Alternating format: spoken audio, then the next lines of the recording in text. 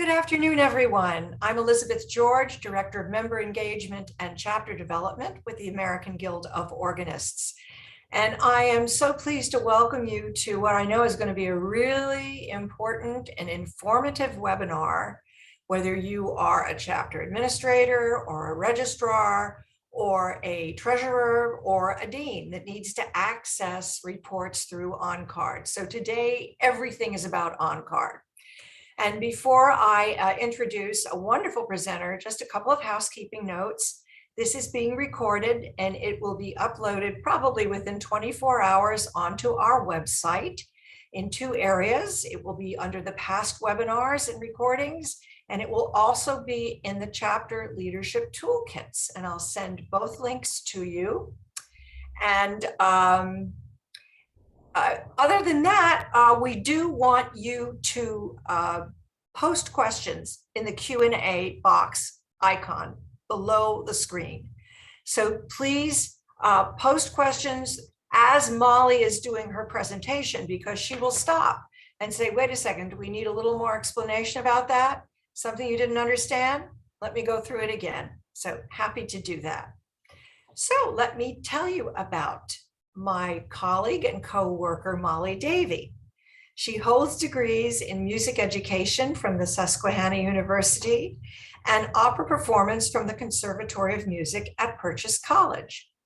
After graduation, she taught kindergarten through 12 music at the New York Institute for Special Education and began singing professionally in New York and the surrounding areas. As a church musician, she currently serves as cantor at St. Paul's Catholic Church in Greenwich, Connecticut, and she has a glorious voice.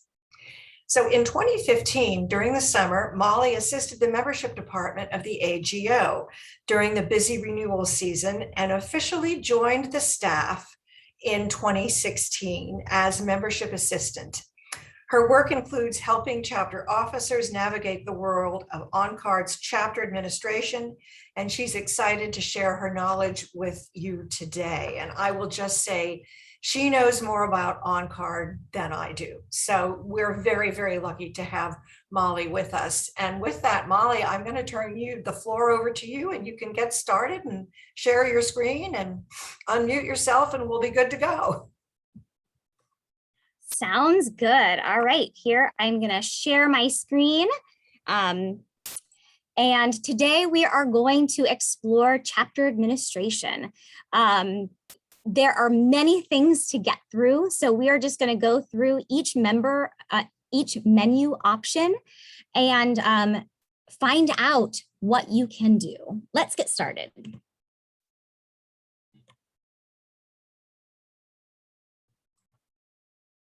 The first thing you're going to want to do is to log in. So you'll go to agohq.org, click on member login, enter your login credentials. And when you get to the ONCARD menu, you'll select chapter administration. It's the last one on the list. The first menu option on your chapter administration menu is chapter information. Under this menu option, you can update your banking information, update your chapter friend amount, create chapter specific data. That's questions that you want to ask your chapter members, and add or delete chapter contributions that are specific to your chapter. Now, this banking information is only going to be visible or editable by your chapter treasurer. So if you are not the chapter treasurer, you will not see this ACH information. But if you are the chapter treasurer, you will see this. If you ever need to update your banking info, you'll need to update the following fields: bank name, routing number, bank account number, and say whether it's a checking or savings account. Once you click save, an email will be sent automatically to national headquarters staff so that we can send future ACH payments to your new bank. If you are not a chapter treasurer, this is what your ACH information section will look like. It'll just remind you that only the chapter treasurer can view and update the chapter banking info. But underneath that, everyone can update the chapter friend amount. So as you know, chapters can set their own chapter friend amount, and this can be updated at any time. All you have to do is come into this chapter information menu option, click here, change the amount, and save changes. Then all future invoices for those chapter friends will have the new amount. An important thing to keep in mind is that we invoice a couple of months in advance. So for example, we have opened all invoices through September. So if you changed the chapter friend amount today, all of the chapter friends on an October schedule or in the future, beyond October, November, December, will have the new chapter friend amount. But anybody who's on that July, August, September renewal cycle will have the old chapter friend amount. So it's just something to keep in mind. Once you select Save Changes, that amount is updated. Chapter-specific data is the next thing on this page as you scroll down. And chapter-specific data are the list of questions that you want to ask your chapter members. Many chapters ask about substitution availability, or if you have a second email address, or if you are available to teach. We are going to go through how to make a new chapter specific question and how to delete one or make it inactive if you no longer want it to appear for your members. But first, let's look at the instructions. Then we'll do it in real time. So to add a new question, you're going to want to go to this additional fields section of that chapter information menu choice, and you're going to click the green plus sign. The important fields to fill out are this field name, and basically that's just like a short title. If it's more than one word, you're going to have to connect the words with an underscore. So if you want sub underscore days, if it's just one word, you don't need to worry about the underscore. The description will be the question you want to ask. And then you can decide what type of field you want it to be. So let's go add one in real time. So here I am in the test chapters chapter administration menu. And I'm going to go into chapter information. And because I'm the chapter treasurer, I see the banking info, and here's the chapter friend amount. And then here is the additional fields. And what I'm going to do is I'm going to add a plus sign. And I'm going to make a question about newsletter delivery. So I'm going to title it News. And I'm going to say, how would you like your newsletter delivered? I'm going to make sure that box is checked, and all of these boxes are checked. I'm also going to make sure that this the status is active. That means that my chapter members will see it. And I'm going to go over here to the choice, and I'm going to give them options. And once I select option, it's going to populate a couple of other fields. In this field, show options online as, I'm going to change that from drop-down list to check. And then under here, the code, the first one I'm going to give them the option of is email. And it's not going to be able to do the entire code, it's limited the number of characters. But here in the description, I can write a longer description. So I'm going to write email delivery. And this is going to be the first option that they see.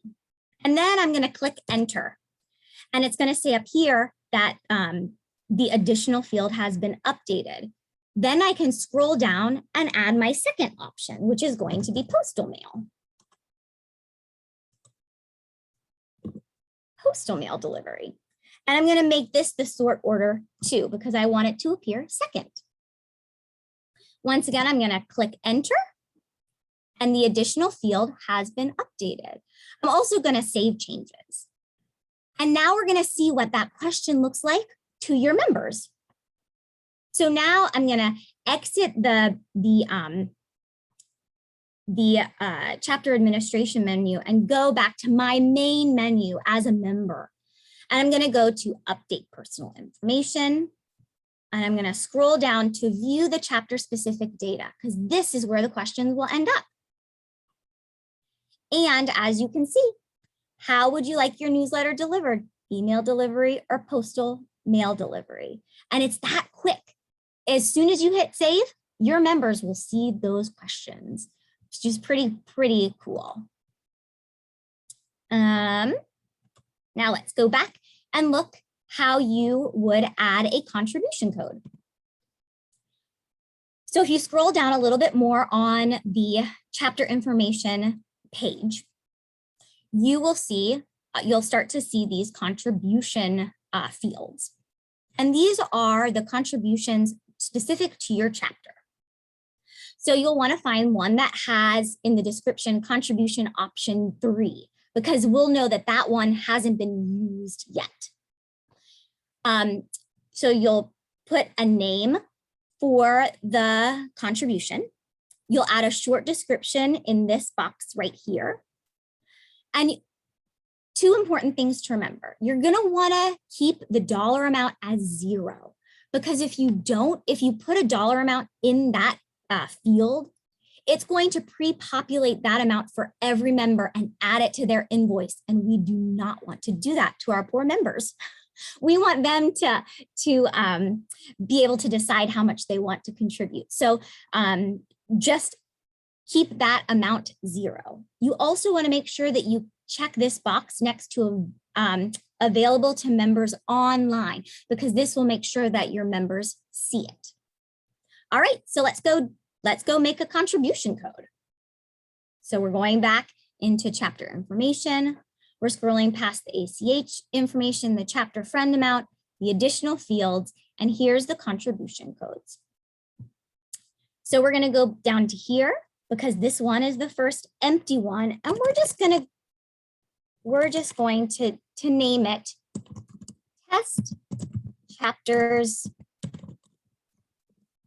Annual Funds. Please consider helping with chapter programming.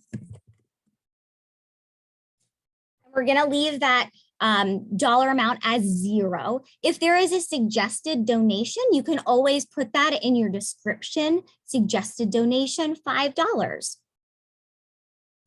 And then you're going to make sure that it's available to members online. You're going to scroll down and save changes, a very important step.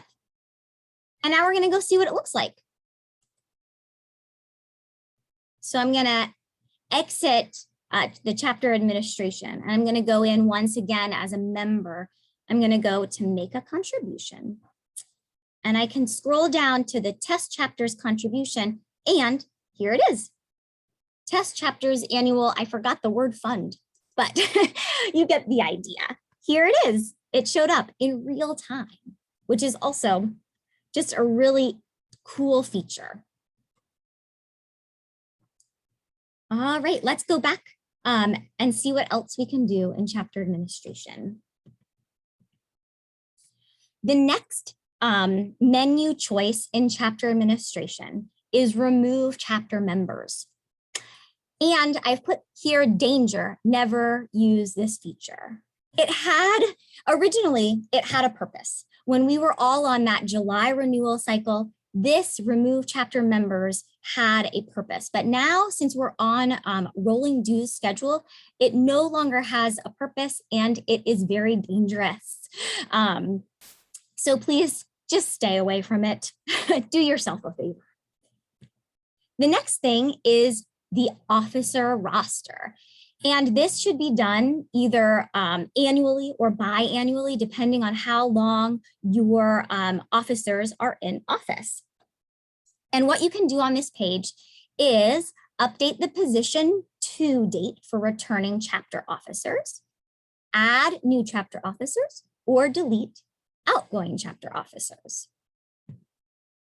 Helpful. Molly, we do have a question. Oh, go ahead. This is probably a good place to ask it. What about a deceased member? Oh, you know what? That is coming up.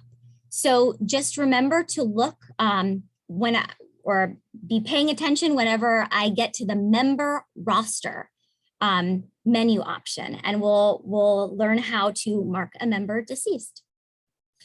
All right, so back to the officer roster and the helpful hints. Before adding a new officer, use the scissors icon to delete the record of the incumbent. Before adding a new dean, create a past dean record for the outgoing dean. Term date should be left blank for the past dean record. Now, one important thing to note is that a dean cannot delete his or her own officer roster record. So if you are a dean and you are an outgoing dean, you're going to have to ask another chapter officer on your team to help you out. This is the third helpful hint is also very important. You're never going to want to update the name or contact information on an officer record. So to update the position to date, it's very easy.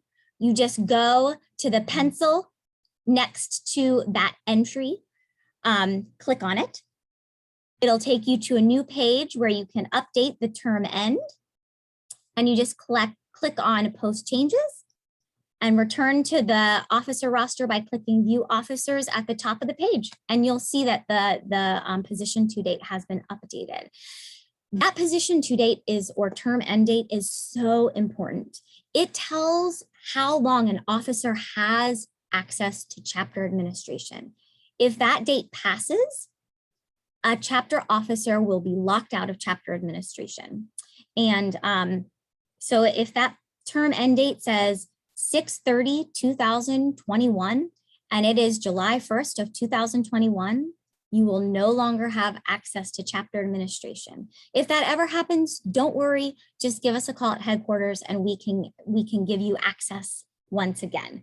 But if you do it prior to that term ending date, you update it, that's also very helpful to us. In order to delete the officers who will no longer be serving on the board, all you have to do is go to the scissors next to the outgoing officer's name and click on them. You'll be asked to confirm, and this is a scary question. Are you sure you want to remove the dean from the current chapter?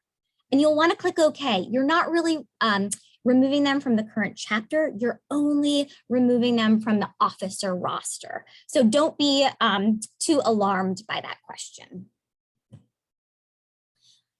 In order to add a new officer, all you have to do is click the plus sign, follow the instructions in red on the page, and then post changes. And we're gonna go do that right now. So I'm gonna continue. So I'm going into chapter administration again. I'm gonna go into that officer roster. And here are the pencils and the scissors next to somebody's name. So if you needed a better visual. Now we're gonna add, this chapter doesn't have a chapter dean. So we are gonna add a chapter dean. So I'm gonna go down here and I'm gonna select the position of dean. And I'm gonna put a term end date of 07/01/2022. And it's really important to put 4 digits for the year. If you only put 07, 01, 22, the system is going to say that the term end is 1922.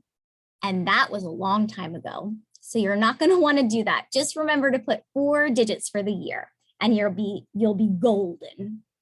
All right, so then to find the person, the dean, you're going to want to double click in this left-hand rectangle.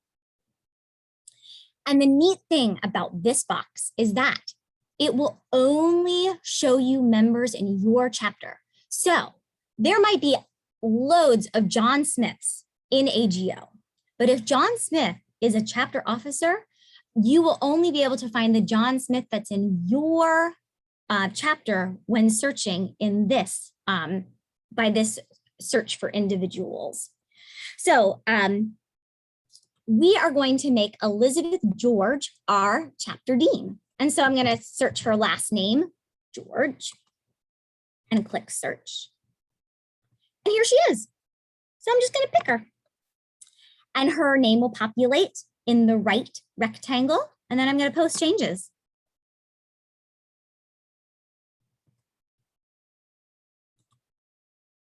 And then we're going to go to view officer. And we're going to see, there she is. Elizabeth George, dean of the test chapter until July 1st of 2022. All right, let's move on. Now, this menu option has loads of information. And I'm just going to show you bullet points. There is more that this page can do. And if you want to go, more in depth, you can always give me a call. But the things that we're going to go over today are how you interpret the member roster page, how you filter. Molly, we do have a question from Ruth Hoffman. How long does the past dean stay on the officer roster? Is there a reason they should stay on the officer roster? That is really up to your chapter.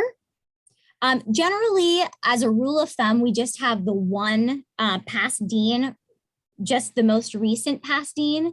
But if your chapter wants, to keep a record on online, as opposed to like an outside record for just your chapter, then you can add as many past deans as you want.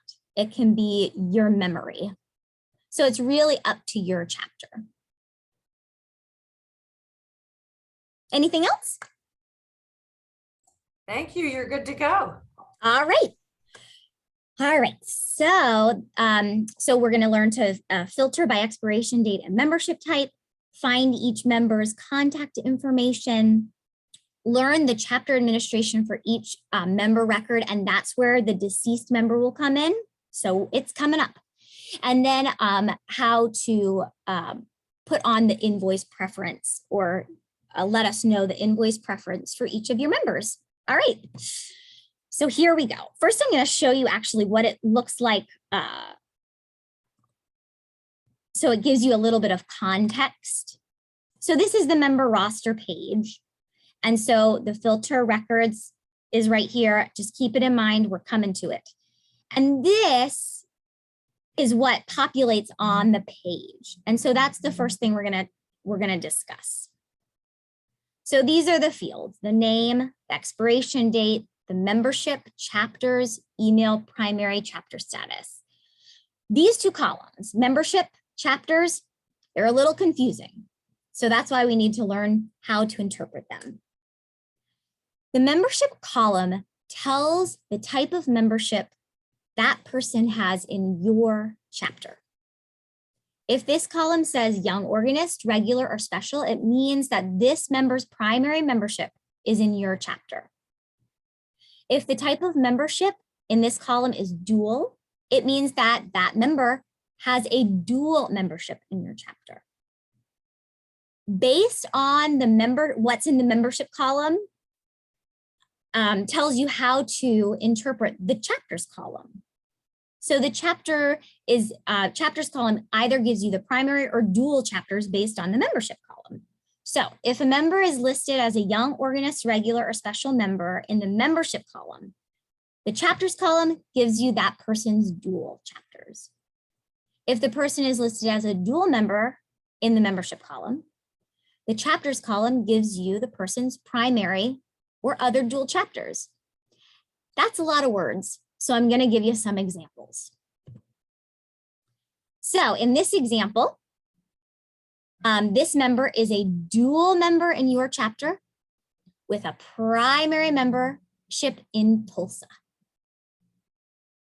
I also want to point out that it just says dual member. It doesn't give you whether it's a regular, special, or young organist, and that's going to be really important, so just keep that in mind. In this second example, in the membership column, it says young organist. So this person is a young organist in your chapter, and their dual chapters are Bangor, Los Angeles, and San Diego. This is the year of the young organist, as all of you know, and young organists are allowed to choose up to 3 dual chapters. So it's going to be really important for you to understand how to read this membership and chapters column. Really cool feature of this page is that you can filter the records before you create an Excel spreadsheet. So it only has the people that you want on it. Or it'll just filter the records that appear on the screen. So there's lots of ways that you can filter, but one of my favorite ways is filtering by expiration date. And this is especially useful when you're trying to find people who are about to lapse or about to be canceled so that you can reach out to them. And I put the expiration date of June 1st, 2021, because those people are still in their grace period. And then you'll click process at the bottom of the page, and then you can export to Excel at the top right-hand corner of the page. Once you have that Excel spreadsheet, you're going to want to highlight column D and then click sort smallest to largest. Because this is going to make all of those members who need to renew come up to the top. It is so important for chapter officers to reach out to members up for renewal. It does wonders. A phone call or a personal email to these folks. It just gives them the inspiration to renew, especially if you let them know about all the amazing programming you have for the upcoming year. And it's just a great way, to keep in contact with your members. As I said before, this is the year of the young organist, and we're going to want to know who the young organists are in our chapter. The best way to do this is to filter by membership type and also by expiration date, because you're going to want to know which young organists are current. So that's why I put both of these filters on. You can process at the bottom of, click at the bottom of the page, and you can either, put them all into an Excel spreadsheet, or they'll just all populate on the member roster page. On the Excel output, the email address is in column I, and the phone numbers start in column AB, AC, and AD, which means you have to scroll over really far in the Excel spreadsheet to find these phone numbers and this contact information, but it is on there. Now, on this Excel spreadsheet, it does not have the postal addresses. That I'll show you in a little bit. If you want to find the contact information for a specific person, you can just go into the pencil next to their name. And once you are there, click View Edit Address Information, and that will show you where the phone numbers and addresses are. And the email address will be on the page as soon as you click the pencil. All right. At the top of everyone's, let me give you some context. So we're going to go back to to chapter administration, and we're going to go into Harold Calhoun's record. We're just going to click on the pencil. And so you see this chapter administration part come, it's right at the top. And then his contact information is down here, his email. And if you would click on that, view, edit address information, his addresses are there. But this is the part that we're going to focus on, this chapter administration. And you can do three things. You can remove a person from your chapter. For example, if they've moved away and you know that they're never going to join your chapter again, you can remove them. I would do this with caution, because once you've removed them, you no longer have a way to contact them. And so I would do that as infrequently as possible. But if there's someone who, like I said, has moved away from your area, you know they're never going to join your chapter again, you can go ahead and remove them from your chapter. If a person has passed away and you want to mark them deceased, you can check this box right next to deceased and put in a date of death. It's okay if you don't have that date of death. We'll do an internet search and try to find it. And so it's okay if you don't have that. As soon as you click Save Changes after you've checked this box for deceased, National Headquarters will get an email, and we will actually officially mark that person's membership record with that sad news. The third thing that you can do in this chapter administration portion is make somebody a chapter sponsored member. If your chapter wants to pay for someone's membership, you should put the chapter treasurer's ID in this box and save the changes. Then any future invoices created for that member will be sent to the chapter treasurer and will only be for the national portion. Those invoices can also be paid by credit card through chapter administration, which we'll be coming to shortly. The last thing that I wanted to show you was how to let us know if somebody wants a paper invoice. So again, I'm going to give you some context. We're going to go back here, and you're going to scroll down on this page, and you can see if you go all the way to the right of someone's name, there's this paper invoice checkbox. If you know one of your members really wants a paper invoice, you can just check the box next to their name and process, and we will start sending them paper invoices. And there's that's all that's to it. All right, before we go on to the next menu option, are there any questions? I don't believe so. Okay. And just by the way, I think I mentioned this. If I didn't, I have this awful vision of everybody scribbling madly to do write these steps down. This is a handout. Everyone's going to get this handout.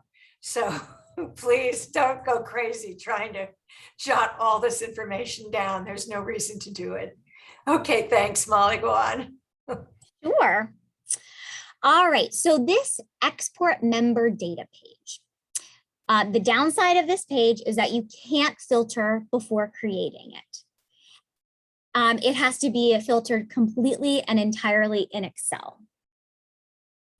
However, this is the export that includes all the postal addresses for your members and includes the answers to those chapter-specific questions.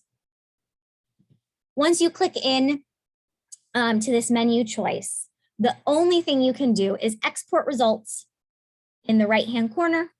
And then once you click that, it'll prompt you with this question in red. Download this file by clicking here. You're going to want to click the word here. This Excel spreadsheet has all of the information for all of the members in AGO who have your chapter on their membership record, whether or not they are canceled or if they're current.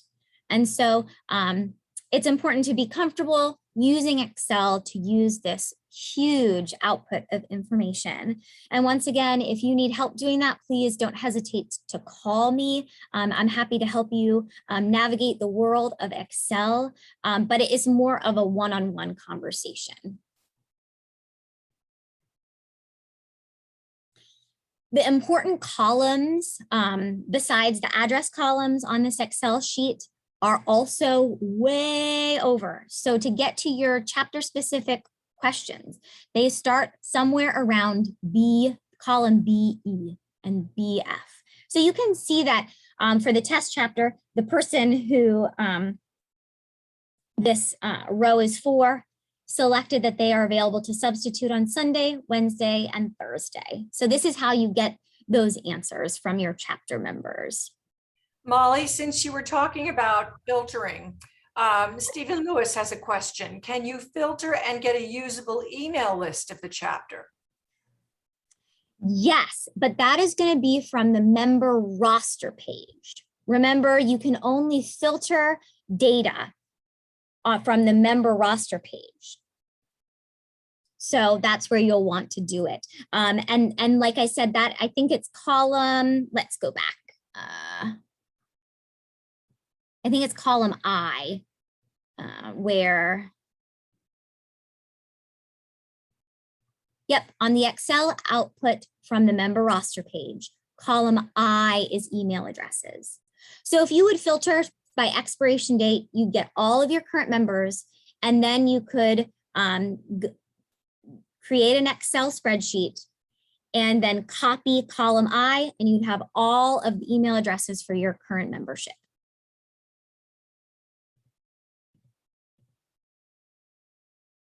All right, I think that we are ready to move on to print chapter data collection form. Now, this is just a blank form that has all of the fields from the personal information page, including your chapter's chapter-specific questions. So it's useful if you have perhaps an older member who's not comfortable updating their personal information through ONCARD, but wants to give you that information. You can give them a blank form. It looks like this, and it has, you know, all of the lines for addresses and email. And then you as a chapter officer can go into the pencil next to their name and update that information for them. And now we're off to member change logs. And prior to this, this webinar, I got a question from a chapter officer on how the change logs can be useful. And the change logs are useful, but you have to be willing to kind of dig for the information. And I can show you some ways that they're useful. They let you know if details were changed by your chapter members. So if an address was changed, or an email address was changed, or a phone number was changed, it'll be listed on the change logs. Now, the description will have the old email address, the old postal address, or the old phone number. You have to go into that member's pencil on the member roster to actually find out what their new information is. But the change logs alert you to the fact that a change has been made. So if you are wanting to send a newsletter by email, you can check the change logs and see kind of if anyone has made an update to their email. And if you have an outside list of emails, you can make sure that that person's email address has been updated on your outside list. It's also useful to look at who has renewed their membership. So it also has filtering capabilities.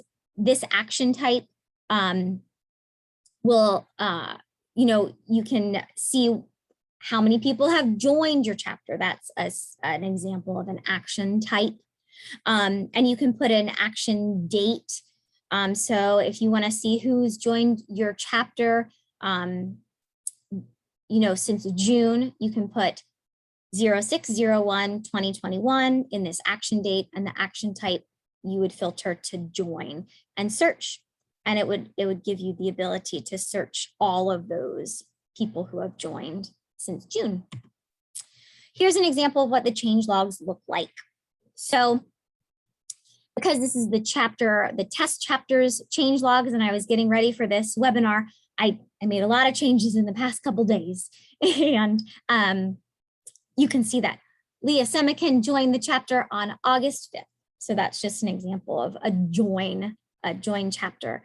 And you can see that Elizabeth George made her dues payment for the year on May 13th. And so those are some of the useful things on the change logs. They are imperfect. So if you have any specific questions about a member, you can always give me a call. I have the full picture of a membership, and I can give you the information that you need. Next, I don't know if you know that you have this capability, but this is an awesome feature. That you can pay your chapter sponsored members invoices all at once.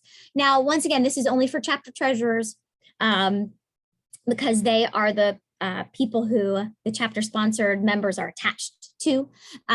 But you can pay all of your chapter sponsored members in one shot with a credit card payment, and you'll only be charged the national portion. So here you go. Here's an example. Since I am the treasurer of the chapters, the test chapters,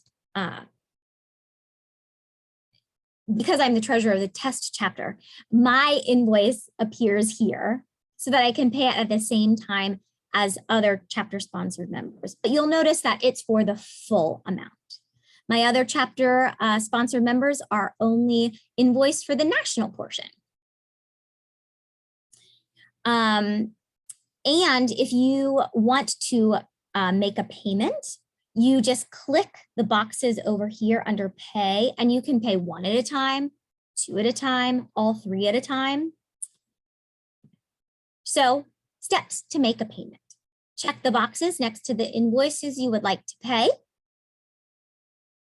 and then enter your credit card information and submit the payment. And so you can enter the credit card type here. This little caret gives you, a drop-down menu of the choices, and then you can put in the expiration month and year and payment amount. And then all you do is submit the payment, and all of them are done in one foul swoop.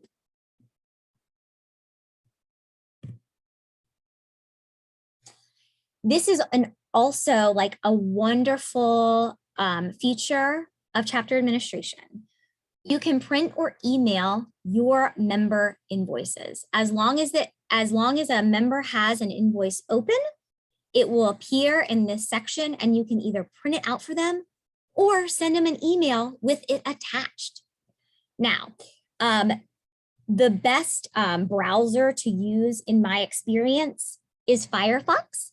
I've tried it in Chrome a couple of times, and Chrome does not like to send these emails. Just in my experience, it's best to use Firefox. All you do to print the member invoices is go next to the names. Let me show you, give you context again. It's hard to do on the PowerPoint, but we have the benefit that this is a webinar, and I can show you the screens that you'll actually see. So only 2 people are invoiced not paid in the test chapter. Me and Leah, we have been delinquent on paying our dues, but we'll do that shortly. But all you do to print an invoice for us would be to check this box and click here, and it will download them, and you can print them out. And then if you decide that you don't want to mail us an invoice, you can just simply send us an email. And you're going to click email invoice next to the member's name, write a personal message in the text box, And you'll see up here that the PDF of the invoice has already been attached for you. And then you just click send invoice at the bottom of the screen. And you'll know that it's been sent successfully when the invoice has been emailed appears on your screen. There's a little quirk about this page is that you can only send one email at a time. And after you send each email, the system asks you to log back into chapter administration, which can kind of be a drag, but it's still a really amazing feature. Okay, we do have a question that I think is relevant when you're talking about the invoices. Sure. Someone has said, unable to print invoice for chapter sponsored member, must be paid by chapter check. Is there a secret? So for the chapter sponsored members, you can just go into that whenever there is one due, you can just go into that chapter pay chapter sponsored member invoices, and you can just, hand write us a note that with the check that says this amount of money is for this person, and we will get it to the right person. There is no way to print out an invoice. If you are the chapter treasurer, however, you can be mailed an invoice for your chapter sponsored members if you check the paper invoice next to that chapter sponsor's name on the member roster page. So that's one way that you can be mailed an invoice for your chapter sponsored members. We also have a question. I don't know if you're going to go on to talk about the Year of the Young Organist and Agoyo members, but part of this is correct and part of it isn't correct. So I'm going to let you clarify it. We understand that Agoyo members are not included on OnCard. Well, they will be eventually included in OnCard. So that's wrong. But they're not supposed to join through OnCard. That is correct. And how do we obtain the Agoyo information to include in our directory? We cannot find this in our chapter's OnCard file. All right, so if you remember the part of my, we're just gonna go back to that page. So your young organists are going to appear on your member roster. They just can't join through OnCard.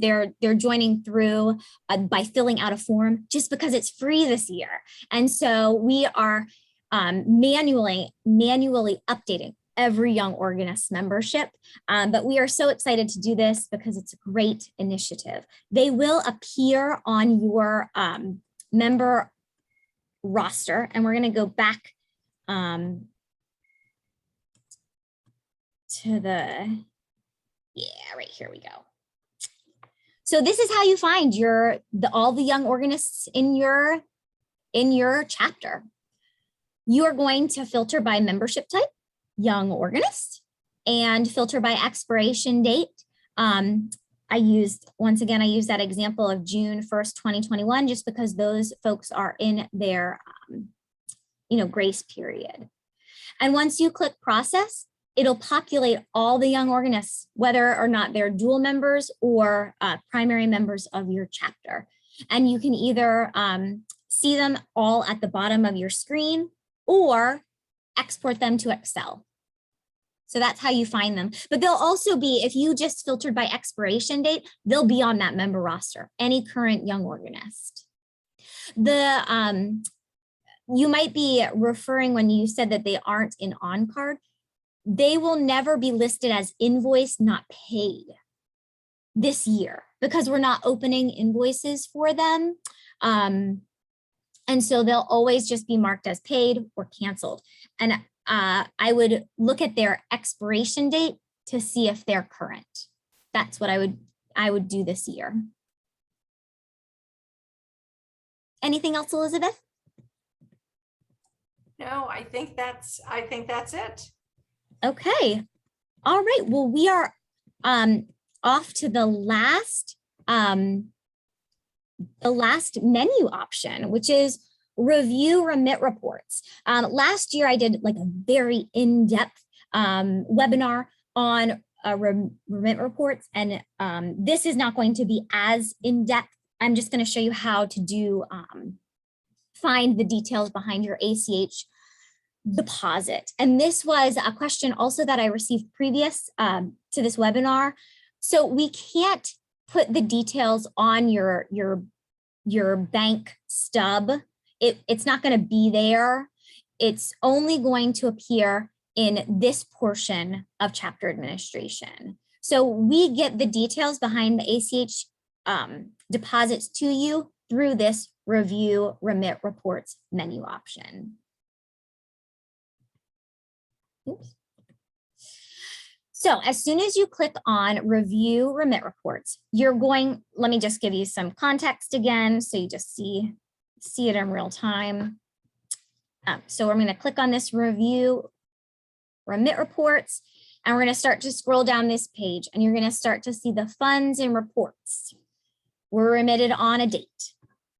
And if you scroll all the way to the bottom, you're going to see the most recent remit report, or the most recent deposit. So the most recent deposit was made on July 9th, and that was funds and reports 415 through 419. So those are going to be important for you to generate a report of the details. You can do this in a PDF or in Excel. So once again, we're going to give you some context. If you want a PDF, you're going to put the report range next to this create report as PDF. If you want to create it as an Excel, you're going to enter the report range down here in this section next to create Excel export. And so just for the example today, I put in 415 to 419 because that's the most recent one. And then I would just click on create report as PDF, and it would generate a PDF report. And then if you wanted an Excel report instead, you're going to put it in the correct location, this report range, and click on create Excel export. There's that extra step of download this file by clicking here that you have to do when creating an Excel. Just keep that in mind. This is a sample of what a PDF report looks like. I have whited out the personal information so that just to keep privacy for people, but this is a good example. The contributions will be at the top. So Peter contributed $100 to this chapter's pipe organ and counter fund. And then here are the other details. So these are all have to do with your dues. So this Peter paid his special membership dues, and Jason paid his secondary chapter dues. So Jason is a dual member in your chapter. And so at the end of the report, so when you create a PDF report, each report number will have its own page. So if there are 4 reports, the PDF will be 4 pages long. And at the end of the report, you will get the report total. And that is the number that should match the deposit we made into your bank account. And so this chapter had a good remit report, a good remit report amount, and they got $3,361. On the Excel spreadsheet, this is an example of the Excel report, and you have to total it on your own. So you're going to have to use the function, the sum function on the amount column. And as you will see, this also it gives you the numbers in negative, which is kind of inconvenient and counterintuitive, but just know that if it has a negative in front of it, it's the money that's coming to your chapter. Once again, Peter gave $100 to the pipe organ and counter. John paid his secondary dues, and so did Nicholas, and so on and so forth. And we are at the end. So if you ever need help, we are here. Please reach out to us. The number is 212-870-2310. 10. And I'd be happy to answer any other questions you may have. Well, there's one that I'm going to answer. And first of all, thank you for all of this information. Does with OnCard, and previous discussion of changing systems is no longer relevant. Not true. It is Not super true. relevant. Excuse me. I'm just going to share. And I know our chief technology officer is jumping in, but give me a moment. Take your time. Okay. Thank you, Josh. Sorry. We are ready for a proposal to be shared with the National Council. So we have narrowed down, it's been narrowed down to some selections that we feel are the best for all of our members and our staff. So OnCard is not going to be used, and it will eventually come to end. And I know it is not an easy experience for you. It can be frustrating, very frustrating. But I encourage you, if you have questions, you can call Molly. She'll be happy to help you. We are always here to now, Molly, if you want to stop sharing the screen for a second, that's probably all, unless you had something else you wanted to share. Nope. Okay, great. Joshua Freeman is our Chief Technology Officer. Josh, add to where we are with our software search. Hi, everybody. We have narrowed our search for a new association management system down to 3 really robust systems that are web-based, have big databases on the back end, can allow for hundreds of concurrent connections, and are feature-rich, and will mean that we no longer have to look at OnCard anymore, and will be a million times easier to use. They're well documented. There will be videos.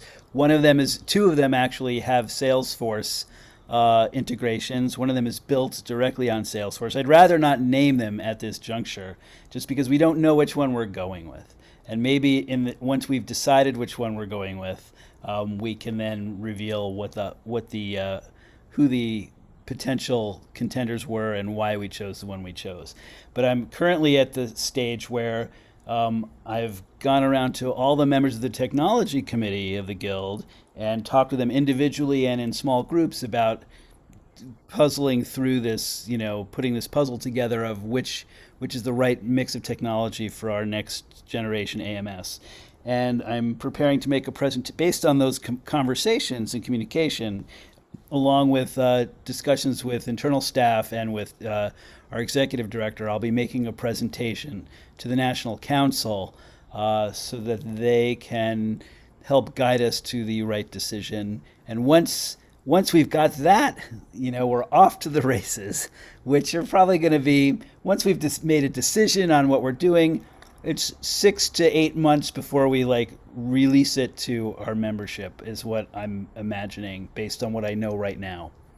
We'll have Thank more. you, Josh. Yeah, and as well, Leah Semikin, and forgive me, Leah Semikin is our chapter who is out on the West Coast. So she's 3 hours behind us. So if you are out in that region, she can also help you. And actually, she can help you during the day as well. Her day starts at 12. It goes on a little longer. She certainly knows OnCard inside and out. So good relief is coming. I mean, we're finally there. I know you've heard this before, but we are really finally there. We are getting there. And the bottom line is it has to be easy. It has to be easy for our chapter officers to use, as well as for staff to use. So we've taken this process very thoughtfully, and you can be sure there'll be a big drum roll when we're ready to announce our new software. And we will also be prepared to give you plenty of training. So I just want to thank Molly. Thank you so much for going through this. And you know where to reach her if you have questions. This handout is going to be uploaded with the recording. Probably, I said, within 24 hours. So we will do that by tomorrow. And I would be remiss if I did not do a little promo for what's coming up on at 4 p.m., we have a wonderful cross-section of chapter deans and deans from extra small, small, medium, and large chapters who are going to have a very informal panel discussion about the programming that they're planning this year. And I hope that you will want to attend this.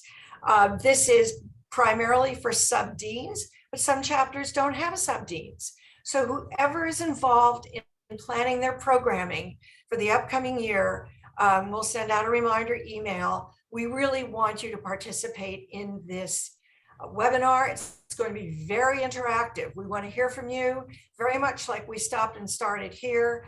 We want to hear what you are doing. And I know it's difficult and it's tenuous because of what has happened with the Delta variant. But we're going to address that as well. We're going to address young organists, what we're going to do for young organists. We're going to talk about collaboration. So lots of really great topics will be coming up.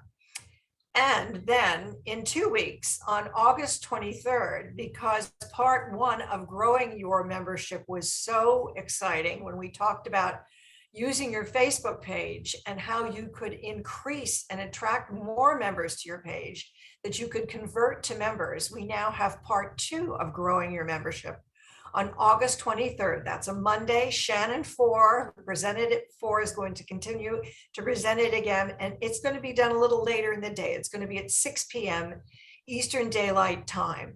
And what he's going to do in this webinar is really talk about, okay, now you've figured out how you can get those members or potential members to your page. Now he's going to talk about how you can market an event and also how you can create a YouTube account. So this is coming. We'll send out reminder emails. These are officer training webinars that I think are so important. You told us in the Chapter Insight survey that this is what you needed, and we have been giving them to you. And you can find them on our toolkits or on our webinars webpage. So again, I want to say thank you, everyone, for your interest in learning more about OnCard. And again, you can call Leah, you can call Molly, you can call me. I actually do know quite a bit more after today's presentation than I did before. There's always someone at our office that can help you. So I'm just going to say thank you to everyone. Thank you, Molly. Stay safe, stay well, and I hope to see many of you next Monday. Take care, everyone, and we'll see you soon.